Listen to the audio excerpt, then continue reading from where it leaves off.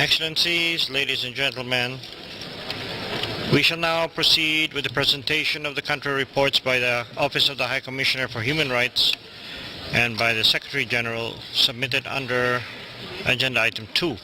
We now invite New Zealand on behalf of a group of countries to take the floor. Thank you, Mr. Vice President. New Zealand makes this statement on the human rights situation in Cambodia on behalf of a group of 45 countries. The full version of the statement and the list of supporting delegations will be published on the extranet. During the 25 years since Cambodia enshrined liberal multi-party democracy in its constitution, the international community has supported and applauded Cambodia's progress. This included a national election in 2013 and communal elections in 2017. As we near the elections scheduled for 29 July this year, our previous optimism has been replaced by deep concern about the recent serious decline of civil and political rights in Cambodia. These backward steps include signs of escalating repression of the political opposition, civil society and media. For the Cambodian government to retain its legitimacy, any elections must be free, fair and credible. We therefore share the concerns highlighted by the High Commissioner and the Special Rapporteur about actions taken by the Cambodian government that will undermine the conduct of such elections in July. Contrary to Cambodia's human rights obligations and commitments, we note with particular concern that in recent months there has been a significant clampdown on the press and civil society. The Cambodia National Rescue Party leader Kem Sokha was detained last September and since then has been deprived of his rights. The CNRP was dissolved by the Supreme Court on 16 November.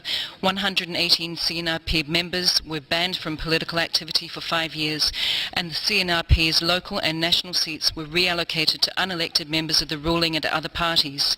We therefore urge Cambodia to reinstate the CNRP and all elected members to their national and communal seats, to repeal the amendments to the law on political parties which provided for expansive grounds for the dissolution of political parties, and to release all political prisoners, including Kem Sokha.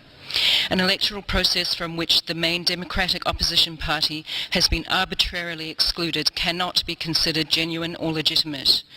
We call on the Royal Government of Cambodia to take all measures necessary before it is too late to ensure that the 2018 elections are free, fair and credible.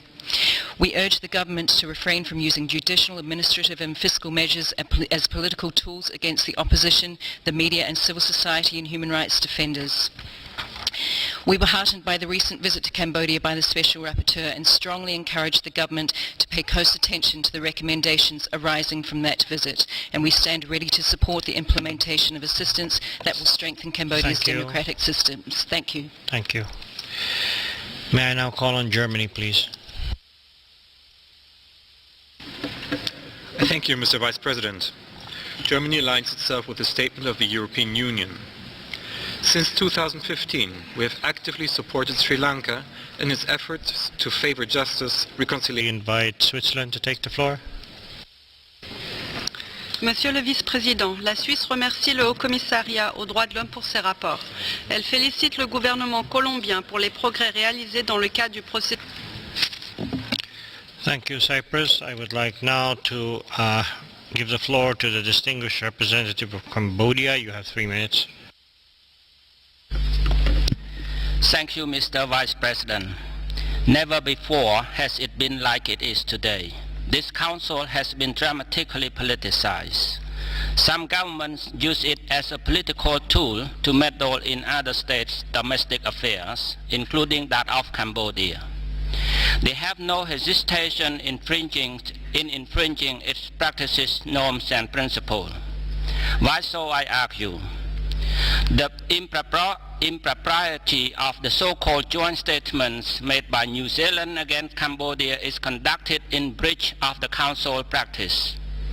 Item 2 at this session is about the High Commissioner report on 7 countries, but not about Cambodia, as mentioned clearly by Deputy High Commissioner Madame Kat Gilmore. The report on Cambodia is under item 10, whose due session is tomorrow, but now it is the case.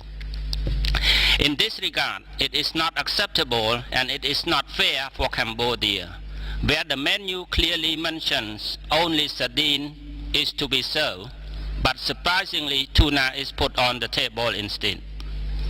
Additionally, my delegation vehemently opposed any illegitimate attempt to have inter-sessional briefing on Cambodia ahead of June session, betraying the resolution 36/32 on Cambodia last year.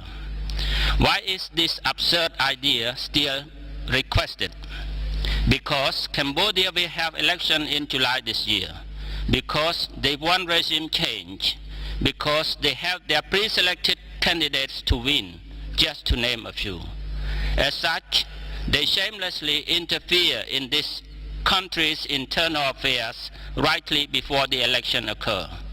Therefore, Cambodia categorically dismissed this politically motivated, which bears ill intent to militate against government's effort in maintaining law and order, in fostering peace, stability and development for its people. I thank you, Mr. Vice President. Excellencies, ladies and gentlemen, I hereby declare open the 34th meeting of the 37th session of the Human Rights Council. Next speaker is Asian Forum for Human Rights and Development. Mr. President, Forum Asia expresses concern over human rights situations in several countries where elections are expected this year. In Cambodia, human rights defenders, critics, and members of the political opposition have faced serious threats. If current conditions persist, national elections in July will likely be compromised. We call on this Council to urgently deliberate on Cambodia and, at minimum, act on calls for an intersessional debate on Cambodia before June. International Federation for Human Rights League, you have the floor. Thank you, Mr. President. FIDH is deeply alarmed at the mounting repression against civil society organizations and any dissenting voices in a number of countries as key elections draw closer. In Cambodia, heightened attacks against civil society and the main opposition party by the Cambodian government have effectively erased any political opposition ahead of the July general election.